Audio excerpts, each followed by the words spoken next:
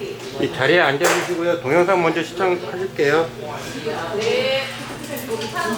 시작한대요.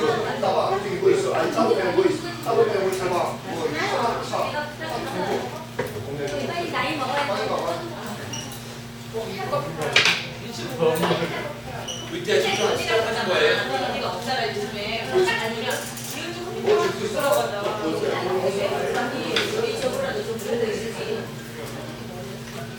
네네. 네. 아 그래요? 아무튼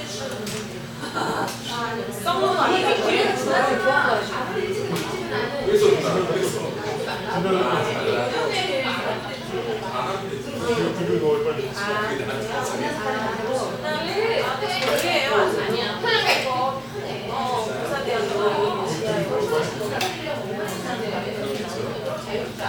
나네 가서 친구를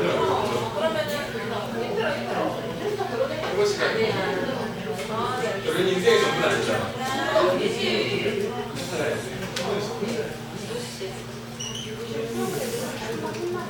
안 하고서는 이해가 되는 인형이 여기 있는데 저기만 찾으면 아니 귀한 말이 소리도 나지 않아? 이 질문지 없는 거 얘기하지 않았죠? 죄송해요. 많이 안 돼. 선생님 인터뷰했잖아. 인터뷰는 많이 해보지 않았어요? 옛날에 했었죠. 근데 요새 안 한 지가 오래됐어요. 내가 뭘 했는지 봤어요. 소리도 나지 않아? 이 질문지 없는 거 얘기하지 않았죠? 죄송해요. 많이 안 돼. 선생님 인터뷰했잖아. 예의바른 사회적인 아이를 잘할 것 같다고 생각을 합니다. 그러면 상대를 존중해주는 마음을 갖자. 나부터 먼저 쓰는 그런 노력이 필요합니다. 훨씬 더 의사소통의 효과가 높아지겠죠. 언어의 힘이라는 건 우리가 알게 모르게 우리의 행동을 지배한다라고 볼 수 있죠. MBC 뉴스를 마칩니다. 여러분 고맙습니다.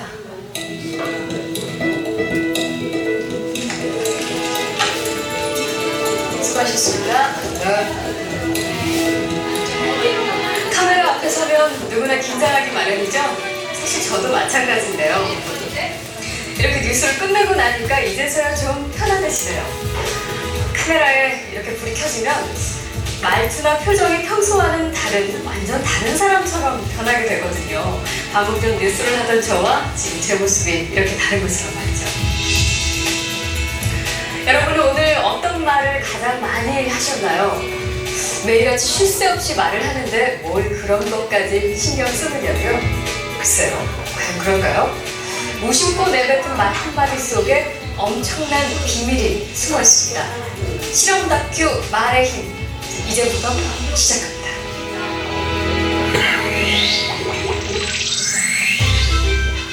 여기 막 지은 쌀밥이 있습니다. 그리고 각각의 편에 좋은 말과 나쁜 말을 붙이면 실험 준비를 마칩니다. 안녕하세요. 됩니다. 이게 뭐예요? 앞으로 한 달 동안 네. 한쪽 병에는 좋은 말씀을 좀 해주시고요. 한쪽 병에는 듣기 싫은 말씀을 좀 해주세요. 아, 뚜껑을 열고요. 알아들을까요? 고맙습니다. 아, 예쁘다. 냄새 날 것 같은 짜증나. 미워. 카메라 켜라든지 짜증나는 거 못 짜증. 제대로 한번 짜증 나갈까요? 짜증나! 힘들어요. 이런 말 못하는데요. 고맙습니다. 짜증나. 감사합니다. 짜증나. 아, 예쁘다. 아유, 짜증나. MBC 아나운서실과 일반 사무실 모두 5곳에 전달했는데요. 4주 후 과연 어떤 변화가 생길지 함께 기다려볼까요?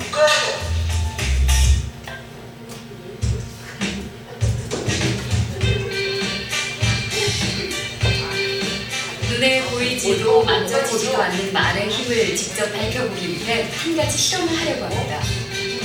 먼저 40m의 거리를 정확히 측정하고 작은 초시계 하나와 30개의 단어 카드, 그리고 노심사 한 명까지. 이제 준비를 끝났습니다.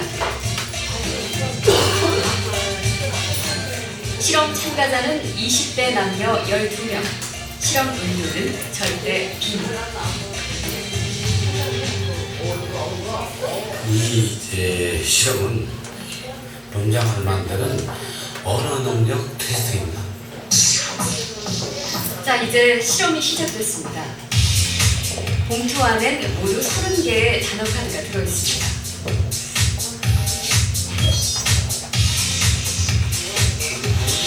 이렇게 나이 드신 분들의 연락이 되는데요. 제한 시간은 단 5분. 그 안에 카드를 조합해 3개의 문장을 만들면 됩니다. 늙은 뜨개질하면서 휠체어를 타고 있는 그 노인분이 앉아 계시는데 이분은 약간 은퇴하셔가지고 약간 쓸쓸하고 그런 느낌의 그런 느낌이 강했어요. 그래서 시간 안에 어렵지 않게 실험을 마치는 참가자. 아, 실험 끝나셨어요? 고맙습니다. 실험이 끝나고 대기실로 돌아가는 참가자. 하지만 파란 선을 밟는 지금 이 순간부터가 본격적인 실험 시작입니다.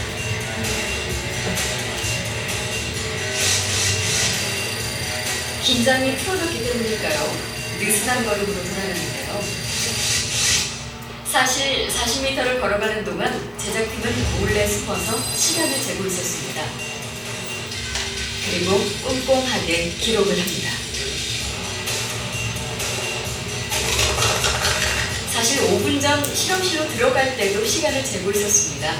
실험 전과 후 어떤 변화가 생겼는지 눈치채셨나요?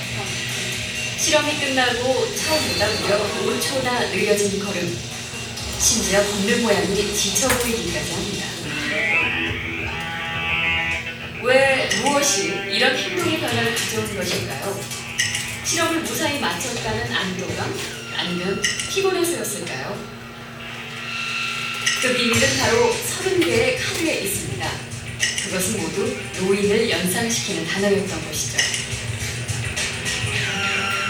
주목할 것은 실험 참가자 모두에게 이런 변화가 생겼다는 사실입니다. 노인을 연상시키는 단어를 본 12명 참가자들이 걷는 데 걸린 시간은 실험 전보다 평균 2초가 넘게 느려졌죠. 그저 우연한 결과일까요? 이번엔 젊은이를 연상시키는 단어를 받은 4명의 참가자들. 한눈에 봐도 실험 후 걸음걸이가 더 빠르고 힘있어 보입니다.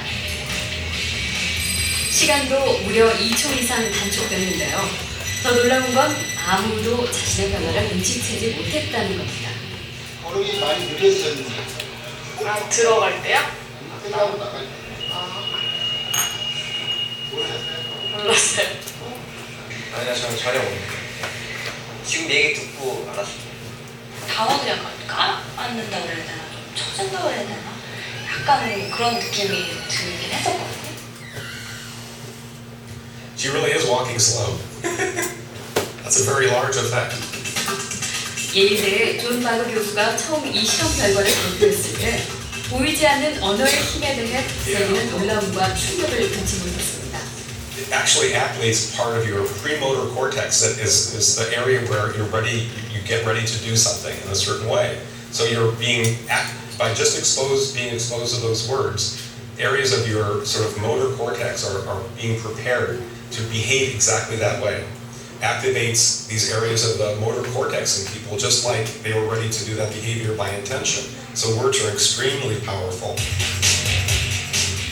2초는 작은 차이지만 만약 중대한 인생의 갈림길에서 특정한 단어나 말로 인해 선택이 달라진다면 어떨까요? 그야말로 말에는 행동뿐 아니라 인생까지 뒤바꿀 수 있는 엄청난 힘이 숨어있는 것이죠.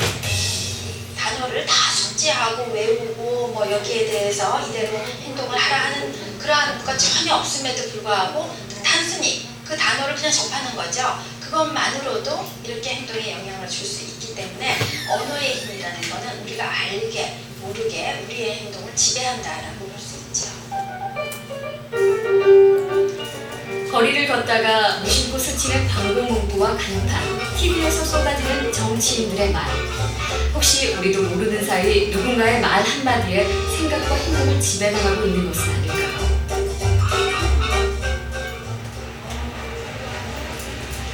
들어주고 말하는 게 직업인 사람들, 바로 소비자들의 민원을 해결해주는 상담사들인데요. 말 때문에 겪는 고충이 이만저만이 아닙니다. 하루 100여 통의 전화 중 20%가 막말이기 때문이죠. 고래고래 소리를 지르는 분들도 있고 그냥 쌍시역 들어가면서 욕하는 분들, 차라리 이런 분들이면은 내가 그 욕을 듣고 가는데 저희 가족이라든지 아니면은 이렇게 저에 대해서 모독을 하는 분들이 있어요. 뭐 니네 가족들이 그래서 뭐 니네 엄마가 너를 이렇게 잘 키웠냐, 뭐 너를 이렇게 키웠냐 이런 식으로 정신과 치료를 좀 받았던 편이에요. 그래서 제가 1년 이상은 좀 약을 복용하고 그때는 제가 이제 응급실에 실려가고 산소호흡기도 꼈던 적이 있었어요. 여보세요? 말씀하세요. 드립니다. 뭐냐? 고객님, 욕하지 마시고 지나오니까 왜 상담원을 왜 듣다고 하세요? 마지막 에 20년이면 상담원하게 어느 그런 X를 진짜 장난을 이런 사람들과? 보이지 않는 전화 속에서 무차별로 쏟아지는 막말과 욕설 테러. 그건 차라리 공포였습니다. 우울증과 공황장애는 아예 직업병이 됐고 심지어 임신 중에 유산까지 하게 된 동료도 있었습니다. 처음에는 막 몇 시간 동안 울고 근데 지금도 너무 심하게 욕 듣고 그러면 울기도 하지만 근데 그 시간이 조금 더 빨리 마음을 추스린다는 것 뿐이지 이거를 적응하는 상담사는 아마 없을 것 같아요. 막말과 욕설은 왜 쉽게 잊혀지지도 않고 몸과 마음을 병들게 할까요? 지금부터 저희가 짧은 영상을 보여드릴 거예요. 그거를 잘 기억하셨다가 나중에 회상해 주시면 됩니다. 이번 실험에선 16명의 실험 참가자들에게 부정적인 말과 긍정적인 말 30개를 뒤섞어 보여줬습니다.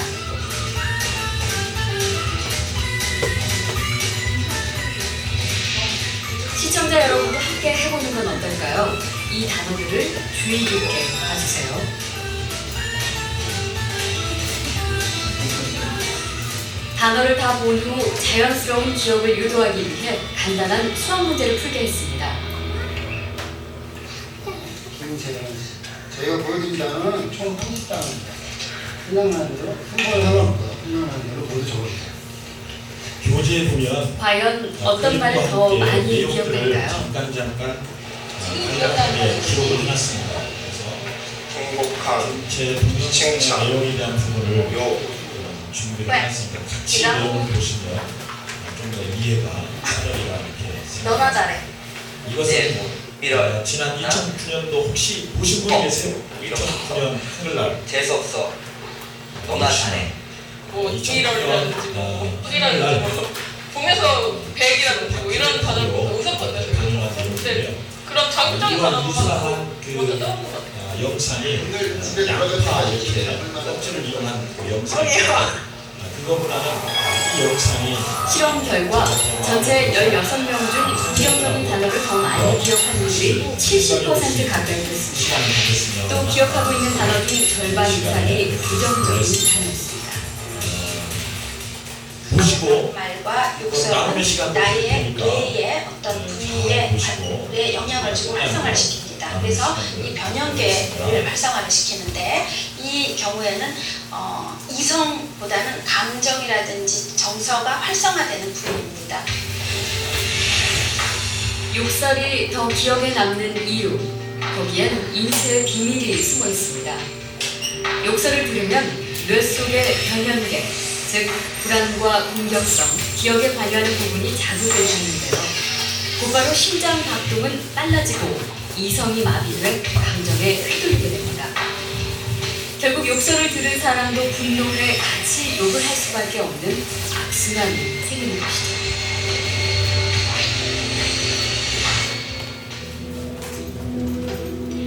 지난 9월 실제 말 한마디 때문에 벌어진 사건이 있습니다.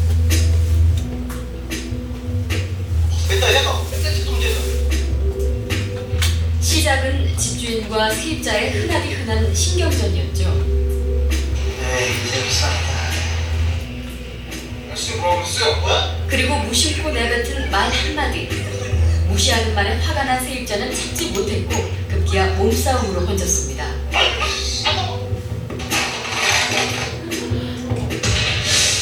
겨우 말 한마디로 너무하다고요? 하지만 무심코 던진 말 때문에 인명을 해치는 사건이 급속도로 증가하고 있는 게 우리의 현실입니다. 흔히들 욕을 하면 스트레스가 풀린다고 하지만 그건 누군가의 목숨을 빼앗을 수 있는 치명적인 독이 됩니다. 새로운 소통 공간, 인터넷에선 어떨까요? 웹툰 작가 윤서인 씨는 벌써 3년째 악성 댓글과 전쟁 중입니다. 오죽하면 만화보다 악성 댓글로 뜬 작가로 더 유명세를 탔습니다. 제가 예전에 일본 문화를 소개한 만화가 있어요. 그 만화가 많이 퍼졌는데 많이 일본 의 우호적인 시각으로 만화를 그렸었어요. 그래서 저는 그 논지를 잘 지켜서 그린다고 이제 이렇게 컨셉을 잡아서 그린 건데 일본과 한국의 문화 차이를 주제로 그렸는데 매국노, 친일파란 악성 댓글이 매일 200~300개씩 쏟아졌습니다. 한 아이돌 그룹을 소재로 만화가 나가자 감당하지 못할 욕설과 막말 세례를 받아야 했죠. 이제는 익숙해졌다곤 하지만 사실 처음 악성 댓글을 봤을 때 충격은 아직도 생생합니다. 대응을 하려는데 키보드가 안 눌러져요. 제가 기억을 눌렀는데 손이 떨려서 시옷 누르고 막 이런 경우도 했어요. 그러니까 이 정신이 몸을 지배한다고 그 힘든 밤에는 정말 정신이 하나도 없고 몸도 뭐 이렇게 뭐 경련이 뭐 일어나는 경우도 있었어요. 탤런트 최진실 씨가 아침 일찍 집에서 숨진 또 윤희 씨가 자신의 집에서 목을 숨진 채 발견됐습니다. 네티즌들의 악성 댓글에 유서는 발견되지 않았습니다.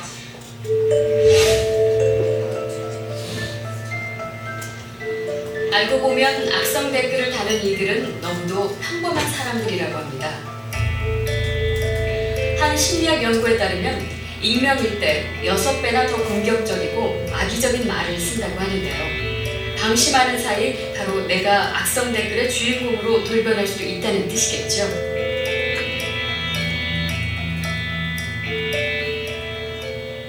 무심코 듣게 된 말, 그리고 한 번 스쳐 지나가는 광고 문구나 간판에 나도 모르게 지배당할 수 있다.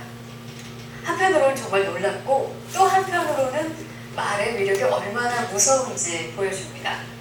하지만 뒤집어 보면 긍정적인 말과 좋은 말을 들으면 생각과 행동이 자연스럽게 따라간다는 뜻이기도 하겠죠. 말은 관계 속에 존재하고 그 의미를 갖습니다. 하지만 말을 많이 하면 할수록 말이 안 통할 때도 있죠. 서로의 생각과 마음을 연결해주는 이 특별한 소통의 도구가 때로는 우리를 외로운 섬으로 만들기도 합니다.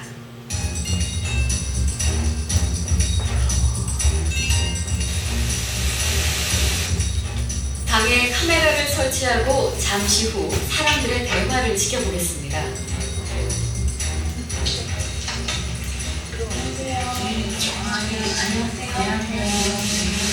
저희 이번에 그 진해의 분위기에 대해서 간단하게 설문조사나 인터뷰 좀 하려고 하거든요. 사실 진짜 피실험자는 30대 주부 단 1명. 나머지는 모두 실험을 위해 연기 연습까지 마친 상태입니다. 저는 둘이거든요. 딸 하나, 아들 하나. 대학교 2학년, 초등학교 3학년. 어머, 비슷하네? 네. 인터뷰 내용도 모르는데, 인터뷰인데요.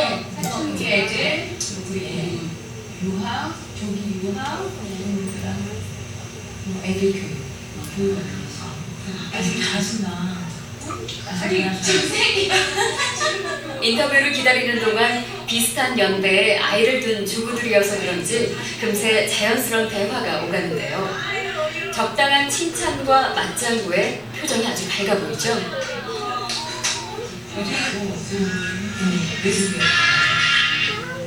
여보세요? 현아네. 유아.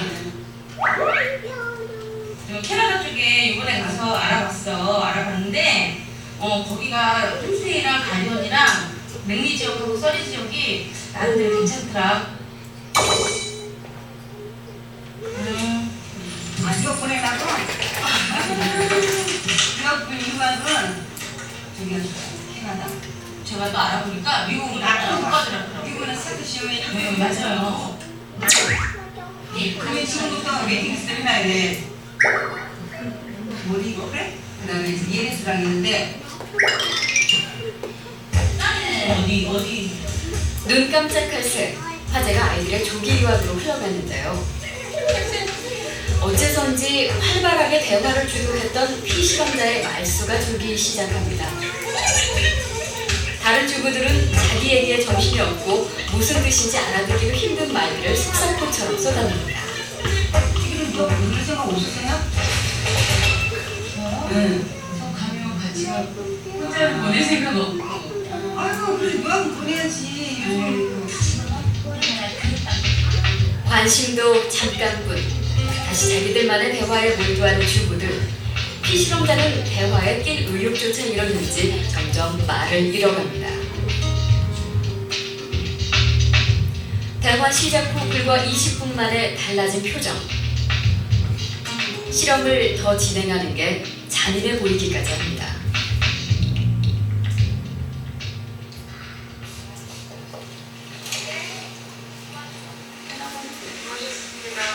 벌써 끝났어요? 어머니 무슨 상황인지 아시겠어요? 몰래카메라 상황인가요? 처음에 들어오셨을 때 네. 굉장히 웃고 밝고 표정이 좋으셨거든요. 예. 근데 점점 표정이 안 좋아지는 거? 이런 상황이 조금 더 계속됐다면 어땠을까요? 아니 그러니까 일어선다니까요. 왜 나를 여기 데려왔나요? 이렇게 제가 아마 다시 물어봤을 것 같아요. 이 실험은 20, 30대 성인 남녀 8명을 대상으로 진행됐는데요.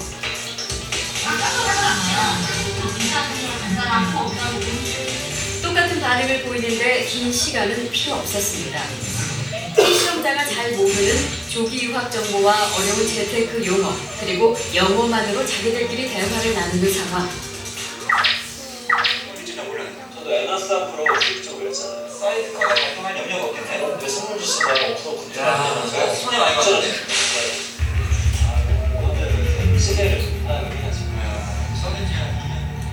급기야 자리를 박차고 나가는 돌발 상황까지 발생합니다. 좀 황당했죠? 정말 약간 좀 황당했습니다. 좀 바보 된 기분이죠, 솔직히. 나는 나만 안 하고 있구나. 소외감도 들고 그러더라고요. 네, 소외감 들면 금방 네. 순식간이더라고요.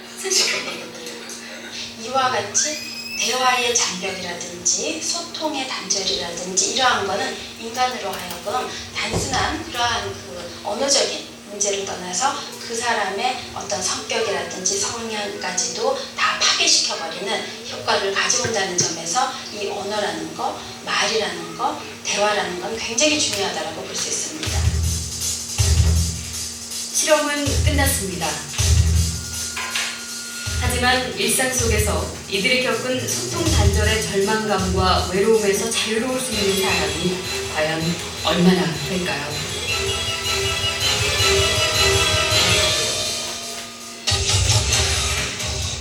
누구나 소통을 원하지만 어떻게 해야 제대로 소통할 수 있는지 쉽지가 않습니다.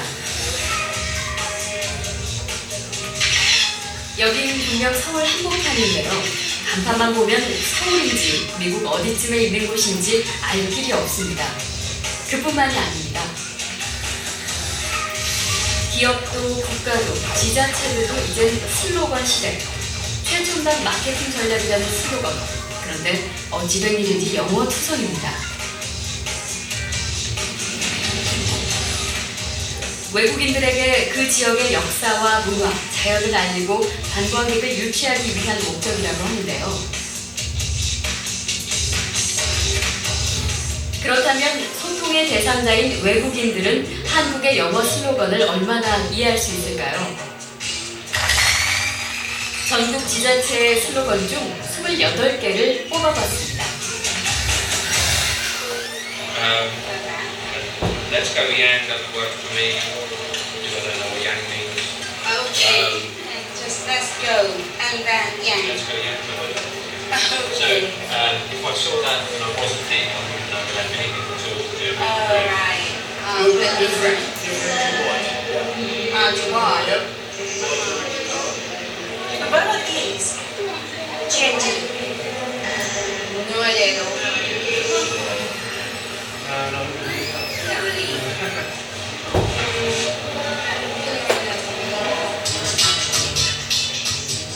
두 시간 넘게 인터뷰를 시도했지만 이 많은 슬로건 중 그 뜻을 제대로 이해한 외국인은 단 한 명도 없었습니다. 이쯤 되면 대체 누구를 위한 것인지 되묻고 싶어집니다.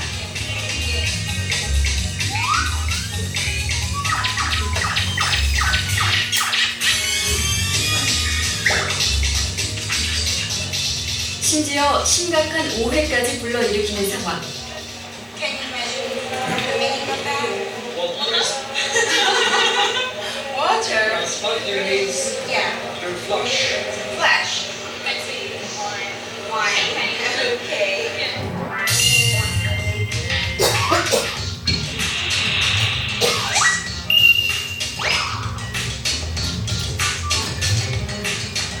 그렇다면 한국인들은 좀 상황이 다를까요? 글쎄요, 왜 이렇게 외국인들을 위한 건가요? 모르겠어요. 서로 다른 것 같아요. 메이플이다, 안양이다. 제가 만든 안양이다지만 뭘까? 그래서 메이플인데 뭘 의미하는 건지. 왜 이렇게 지었을까요? 글쎄, 그 만든 그 담당자가 알겠죠. 많은 돈과 시간을 들였지만 외국인도 모르고 한국인도 모르고 결국 누구도 알아듣지 못하는 슬로건이 탄생하게 되는 거죠. 한 나라의 국가 경쟁력까지 좌우한다는 슬로건. 우리의 슬로건은 과연 어떻게 비춰지고 있을까요? 사실 우리나라의 국가 슬로건에도 많은 문제점이 지적되고 있고 지방자치단체 슬로건 가운데 대다수는 틀린 영어이거나 슬로건이라고 부르기에도 부끄러운 경우가 대부분입니다.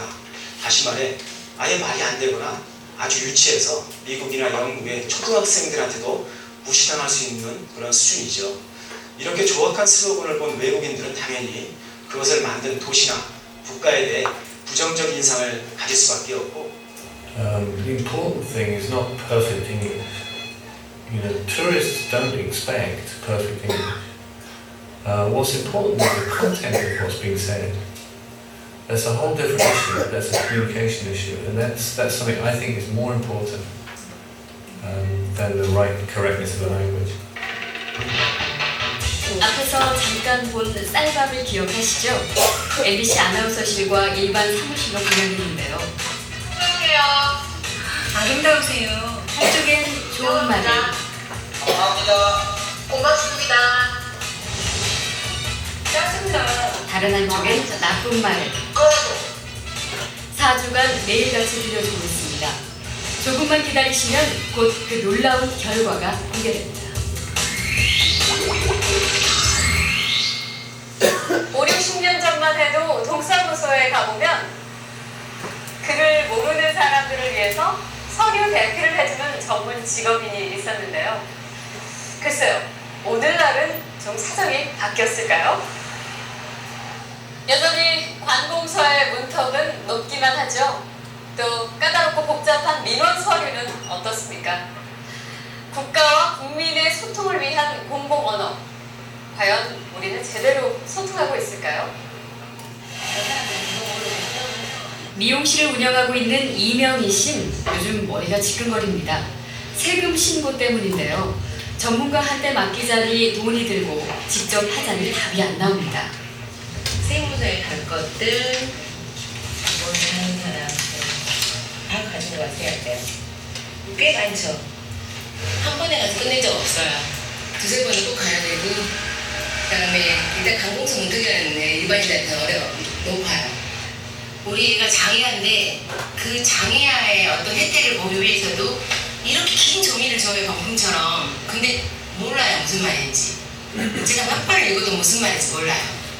뭐 A는 B는 가구는 나 하는 그런 식 있잖아요. 그런 것들. 우리 인생의 대소사와 민원 서류는 때려야 뗄 수 없는 관계지만 서민에게 너무 멀게만 느껴지는 게 또 공공업입니다.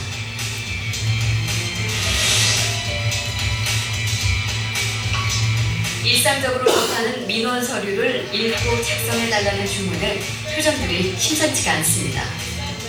어려워요. 어려워. 어디다가 쓰는 건지. 이게 뭐야? 내가 해당하는지 뭔지도 모르겠어. 이게 집전 혼인 해설자는 지원을 하는 사람에 대해서 해당되는 건가요? 가족관계 등록부 폐쇄 후 공산이 무슨 나예요? 성본위 협의 이게 뭐야? 추측 예산 식족 관계. 진짜 이건 없어져야 돼. 인후인이라는 건 아무도 몰라. 2명 이상의 인후인 보증서. 인후인을 갖다가 알고 있는 사람이 있어요 여기서? 사전에 나왔을까?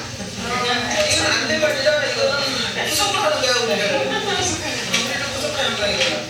읽어보면 정말 우리 말인데도 불구하고 제가 이해할 수 있는 단어가 거의 없어요. 근데 저는 아주 젊은 때 이렇게 여쭤보기도 조금 그렇거든요.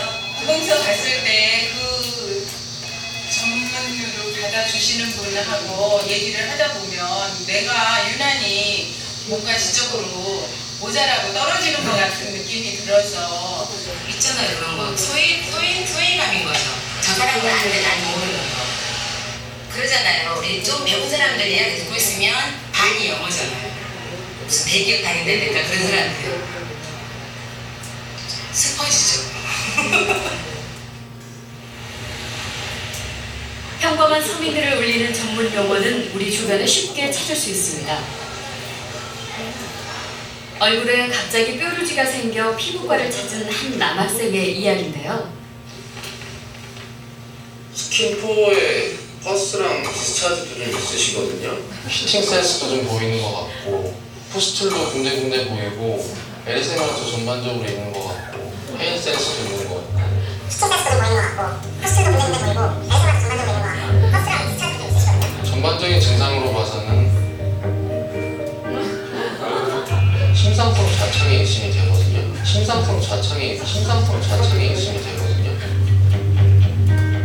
그게 뭐죠? 대체 무슨 병이라는 걸까요? 아무래도 통역이 필요하겠죠.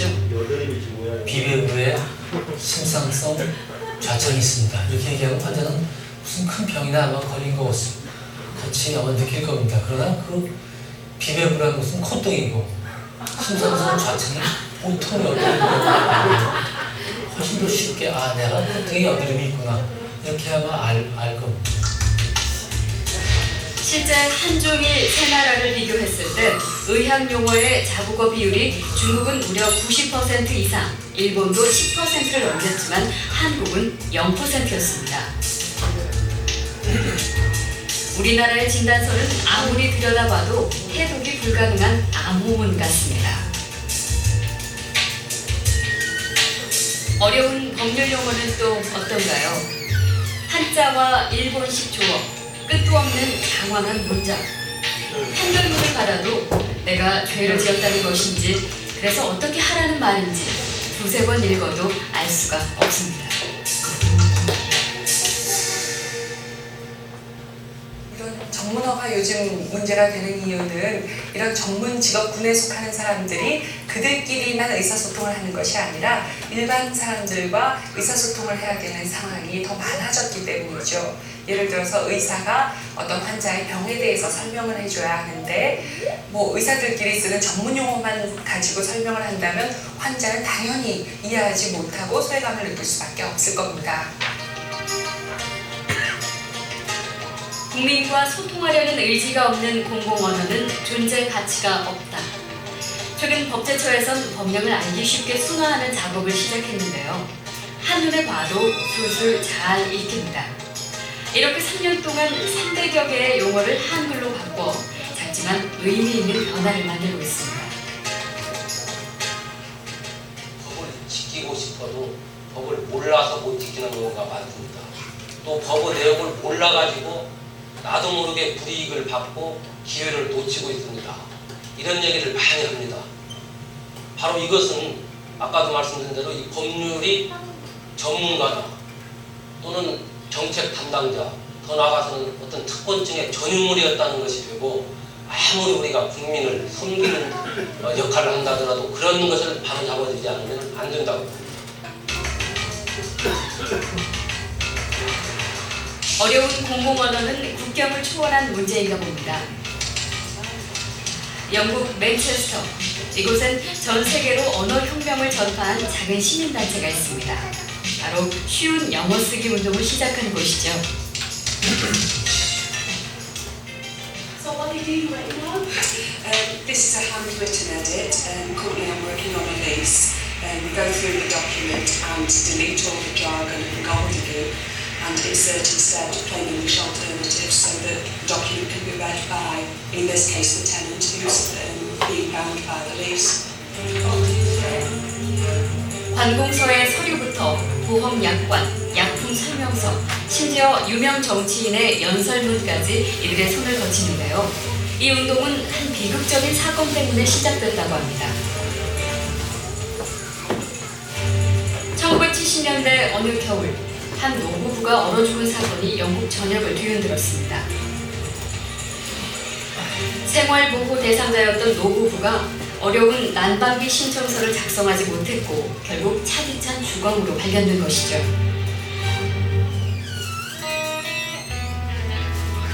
이후 쉬운 말과 글을 사용하자는 쉬운 영어 쓰기 운동이 영국 전역으로 번졌습니다. We basically worked for, as I say, all the government, including Tony Blair's cabinet.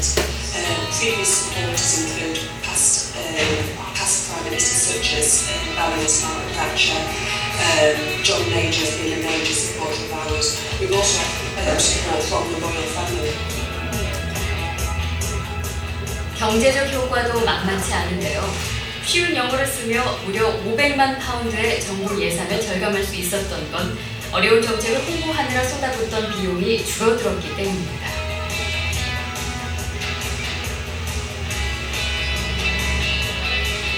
남녀노소 누구나 소통할 수 있는 사회를 만들려는 그들의 노력은 오늘도 현재 진행형입니다.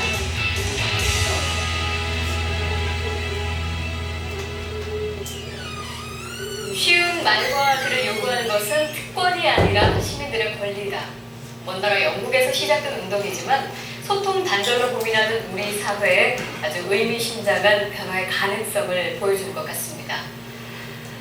여러분은 혹시 왕의 언어와 신하의 언어를 아시나요? 불과 100년 전까지만 해도 신분과 계급 그리고 권력에 따라서 쓰는 말이 달랐습니다. 왕이 쓰는 말은 곧 법이자 국가와 국민의 운명을 좌지우지할 만큼 그 힘이 아주 강력했죠. 하지만 오늘날에도 모습은 조금 다르지만 차별과 소통의 단절을 불러오는 왕의 언어 그리고 신하의 언어가 분명 존재합니다. 그렇다면 여러분이 쓰는 말은 과연 왕의 언어일까요? 아니면 신하의 언어일까요? 세계를 전쟁터로 만든 독재자도 있고 위기에서 나라를 구한 지도자도 있습니다. 그들의 무기는 오직 말 하나. 말로 세상을 얻고 국가의 운명까지 뒤바꾼 지도자들. 말 하나로 국민의 마음을 움직이고 대통령의 자리까지 오른 정치인은 한둘이 아닙니다.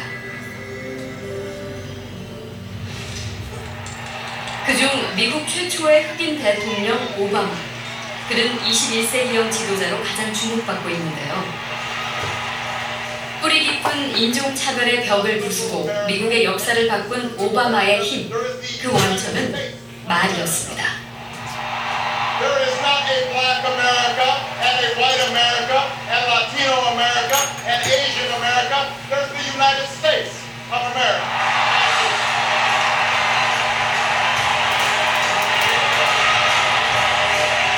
오바마 대통령은 말에 감성, 영혼을 담아서 하는 사람이거든요. 그러니까 자기의 의사를 전달하는 게 아니라 국민들이 상대방이 어떤 생각을 하고 있는지를 미리 읽고 거기에 맞춰서 감동적인 메시지를 던져주는 거죠. 그러니까 말을 하는 순간 본인과 국민들 사이에 하나의 일체감이 형성되는 겁니다. 감성적인 일체감. 우리나라에도 많은 지도자들이 있는데요. 한결같은 공통점은 일방적으로 명령하고 권위를 내세우는 왕의 언어를 썼다는 것입니다. 이승만 대통령 경우는 이제 본인은 뭐 과잉 이렇게 얘기했을 정도고, 참모들도 이승만 대통령을 말할 때는 뭐 국부님, 어르신네라고 할 정도로 극존칭을 써서 마치 조선시대 말기의 용어들을 상당히 좀 썼을 정도로 극도 봉건주의적인 용어들이 좀 많이 사용을 했었죠. 나 이승만이 지금 말하는 것은 그러면 아시려니와 내가 말하려는 것은 제일 중요하고 이 모든 국민들이 조국의 최대 봉사를 할 수 있는 것을 스스로가 모색하고 실천하는 길만이 이제 본인은 그러한 상황에서 나는 오늘 심심한 사의와 우리 사회의 소통 방식을 단적으로 보여주는 것 같은데요. 그동안 신분과 계급이 높은 사람이 아랫사람에게 말하는데 소통은 전혀 중요한 문제가 아니었죠. 그 권위주의적인 사회나 신분제 사회에서는 소통이라는 것이 화두로 떠오를 수가 없었습니다. 권위주의적 사회에서는 소통이 수직적인 방법으로 이루어지고 이것은 권력을 가진 자 중심으로 이루어지는 것이죠. 그래서 권력을 가진 자가 권력을 갖지 못한 자를 배려하는 말하기라는 것이 전혀 필요가 없었던 것입니다.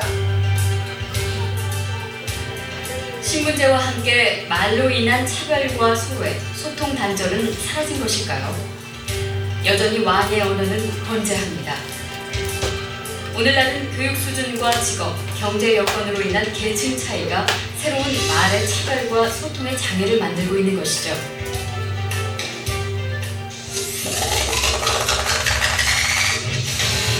혹시 우리에게도 일방적인 소통을 일삼는 왕의 언어가 숨어 있는 건 아닐까요?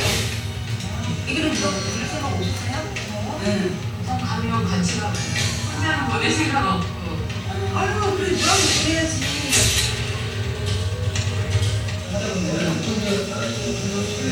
어니까 안 하세요?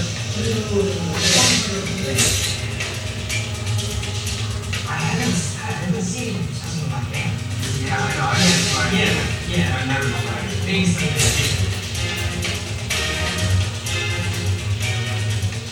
21세기, 이젠 왕의 언어에 대한 고정관념도 달라져야 하지 않을까요?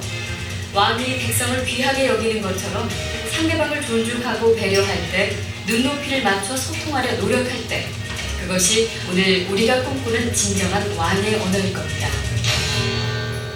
21세기가 요구하는 의사소통 방법은 수직적인 것이 아니라 수평적인 것이다 라고 얘기할 수 있겠습니다.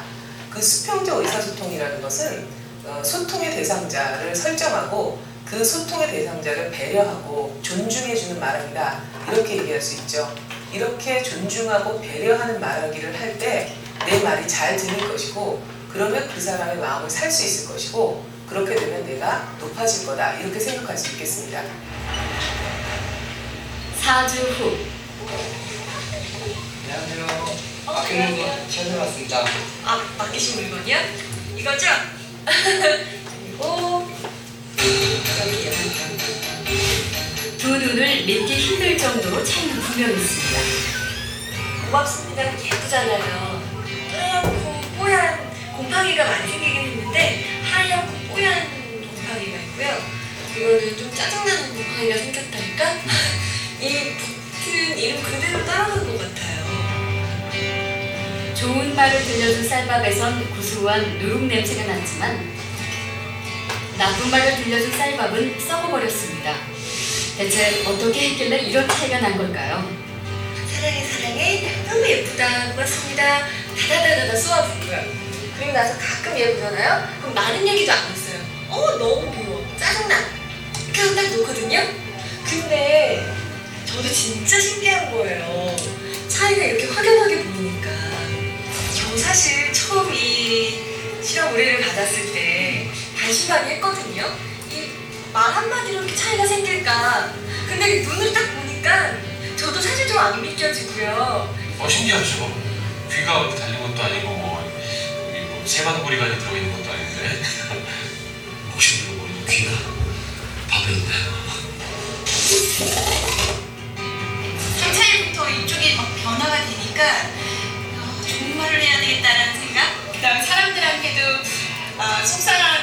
겪거나 있을 때도 좋은 말 많이 해서 이 사람들이 더 변화됐을 때도 이렇게 변화되지 않을까라는 생각이 좀 해봤어요. 굉장히 좀 놀랐고요. 처음 주셨을 때는 과연 될까라는 생각을 많이 했었는데요. 이제 이렇게 되고 보니까 예쁜 말을 좀 많이 써야 되겠다는 생각이 듭니다.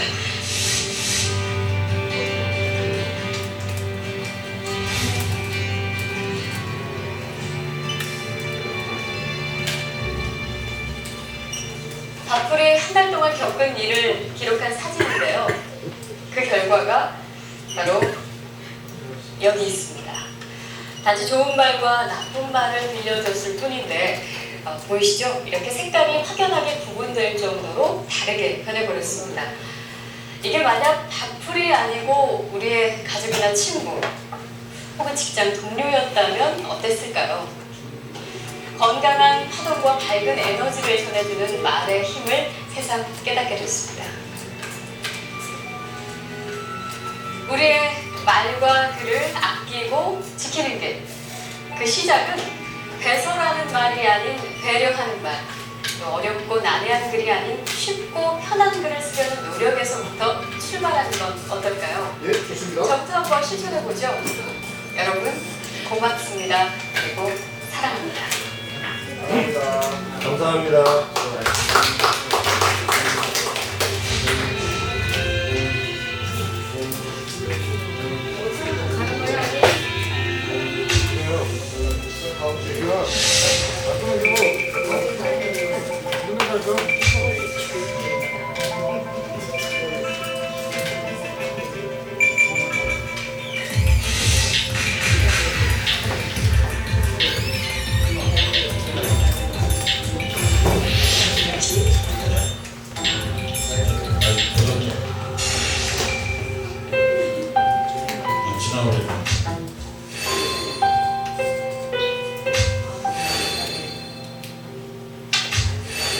무슨 말인지는 아시겠죠? 네. 갑시다. 이왕 켜진 거. 여기 있습니다. 여기 하나밖에 없습니까?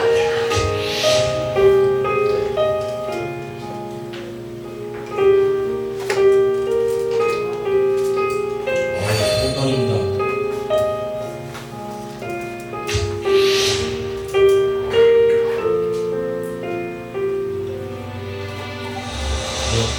끝내겠습니다.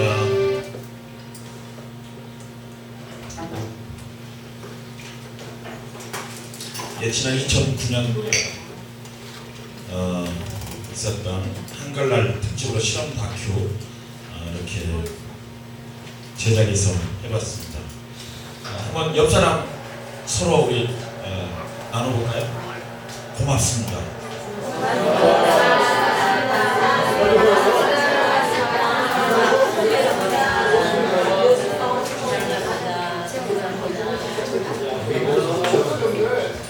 근데 고맙습니다가 고맙지 않고 그런 것 같아요. 좀 흔한 미소를 좀 띄어가면서 다시 한번 고맙습니다.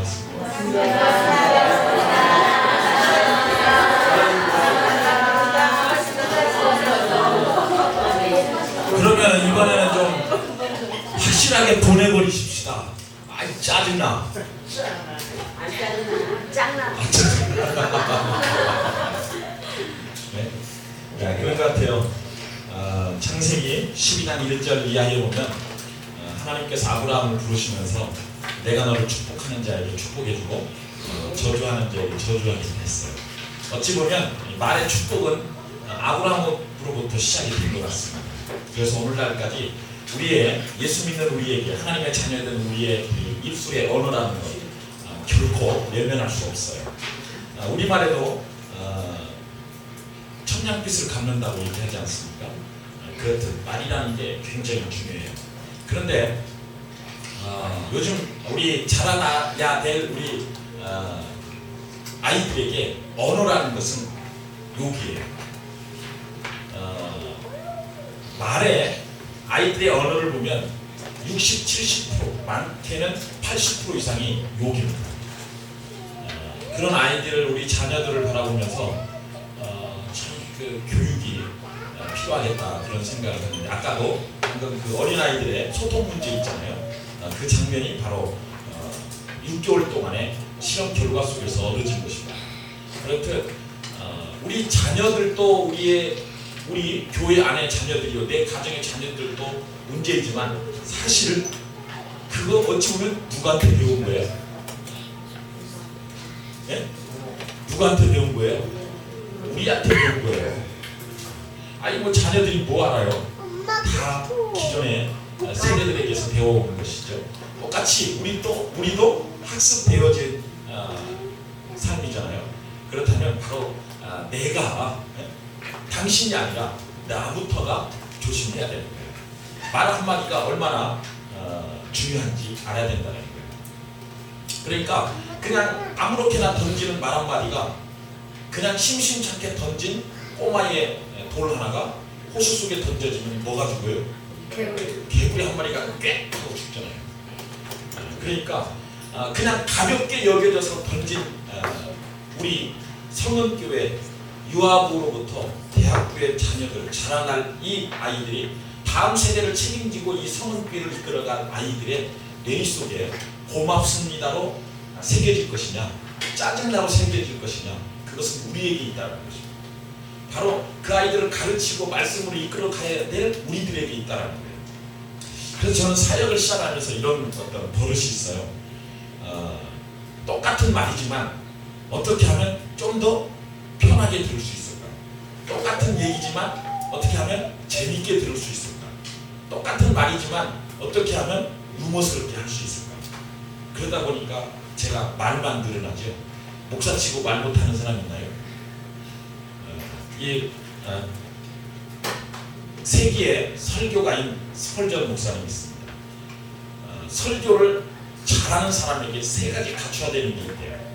그것은 말을 잘해야 되고 목소리가 좋아야 되고 두 가지 저에게 있어요. 하나는 뭘까요? 그거는 저만 알면 돼요. 설교하실 거 아니잖아요.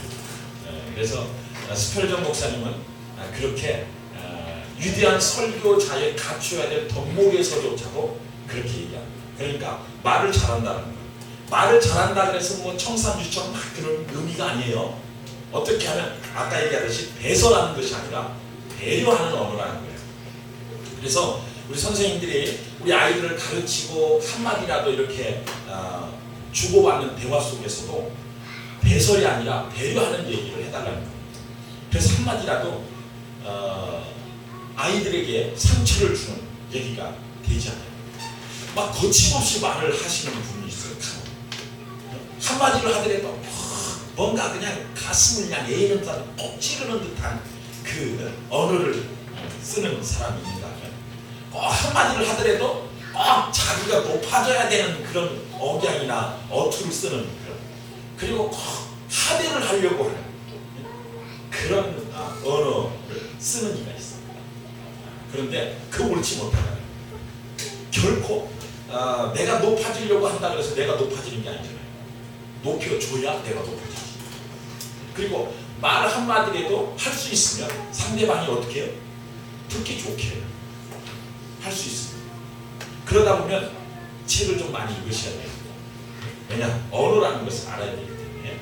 그래서 할 수 있으면 우리 그 학생들이 좀 듣기 좋은 말을 들을 수 있도록 할 수 있으면 우리들이 교육해야 될 이 아이들이 듣기 좋은 얘기를 좀 듣고 자라날 수 있도록 그렇게 해야 되는 거예요.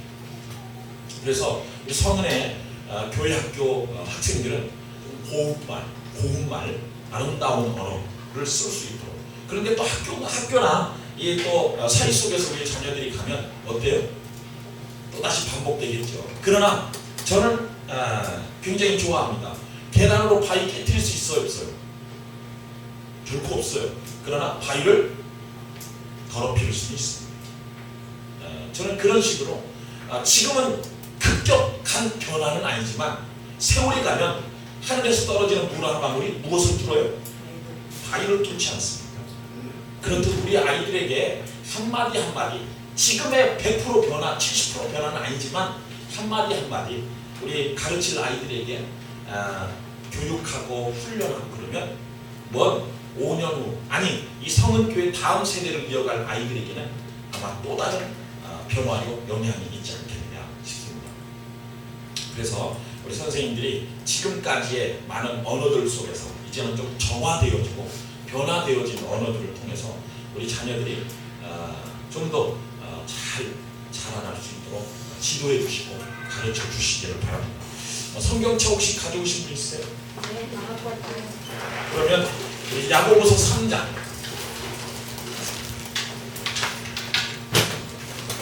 야고보서 3장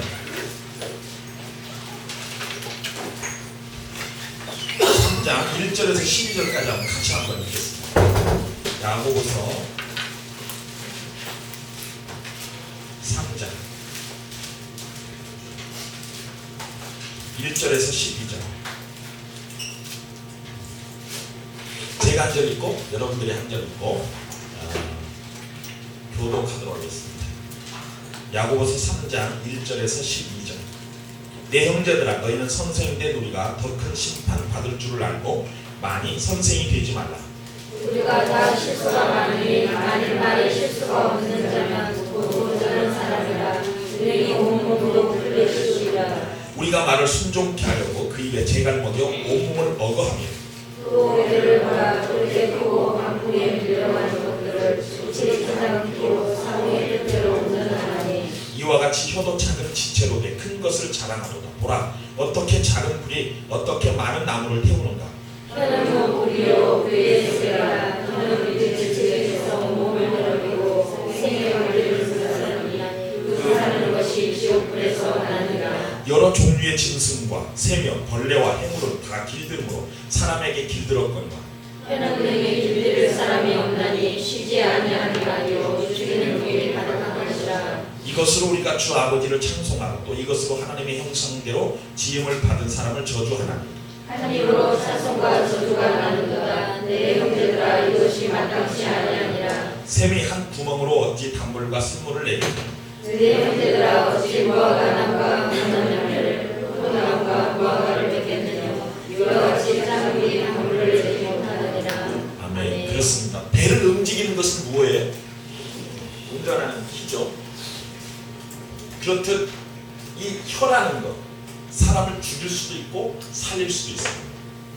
우리 교사들이 나에게 맡겨진 아이들을 향해서 말 한마디가 그 아이의 인생을 살릴 수도 있고 그 아이의 인생을 죽일 수도 있습니다. 육적인 죽음이 아니라 영적인 죽음으로 연결된다는 거예요.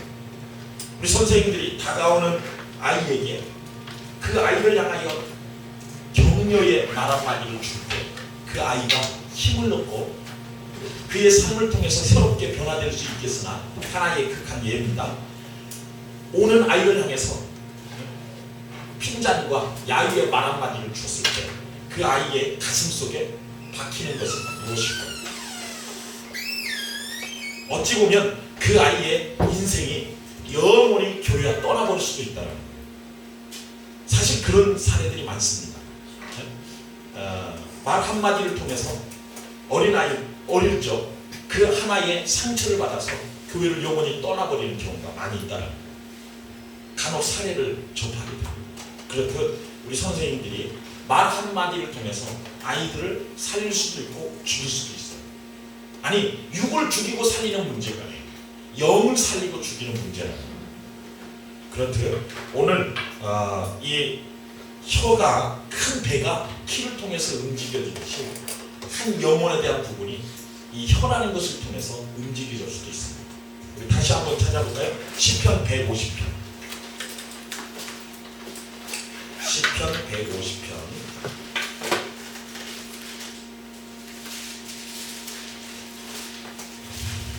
1절에서 6절. 시편 150편 1절에서 6절. 찾으셨죠? 다시 한번 교독하겠습니다. 할렐루야. 그 성소에서 하나님을 찬양하며 그 권능의 궁창에서 그를 찬양할지어다. 그의 행하신 행동을 인하여 찬양하며 그의 지극히 광대하심을 쫓아 찬양할지어다. 나팔소리로 찬양하며 비파와 수금으로 찬양할지어다. 소고치며 춤추며 찬양하며 큰 소리 나는 재금으로 찬양하며 높은 소리 나는 재금으로 찬양할지어다. 호흡이 있는 자마다 여호와를 찬양할지어다. 할렐루야. 아멘. 그렇습니다. 우리의 입 가운데 하나님을 높이고 또 우리에게 맡겨진 이 아이들에게 정말 하나님을 높이는 자의 삶을 살게 하려면 오늘 우리가 변화되어야 돼요. 교사가 깨어야 되고 교사가 다시 일어나야 되고 교사가 다시 재충전되어야 된다는 거예요.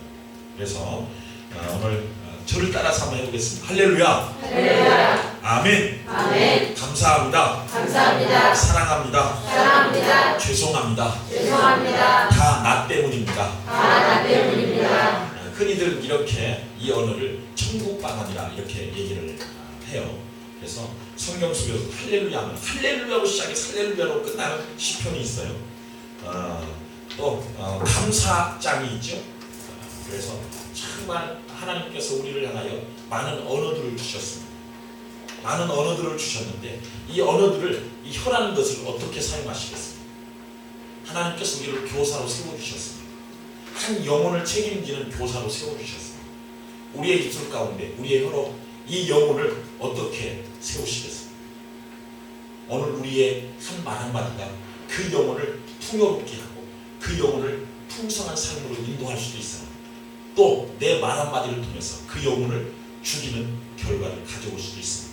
오늘 교사된 우리가 정말 말 한마디 배설이 아니라 배려하고 정말 우리 아이들을 향해서 자라고 성장하는 그들에게 하나님의 메시지를 한마디 한마디 전해줄 때마다 정말 그 아이들이 그 말 한마디에 가슴이 에이고 정말 그 마음이 변화되고 정말 그의 인생이 변화되는 내게 이르기까지 이 일을 감당하는 교사들이 되기를 주의 이름으로 축원합니다. 예, 2주차 이것으로 마치도록 하겠습니다. 정말 수고하셨고요. 오늘 참석하셨지만 다음 주에 더 많은 참석할 수 있도록 우리 서로를 향해서 우리 격려의 박수 한번.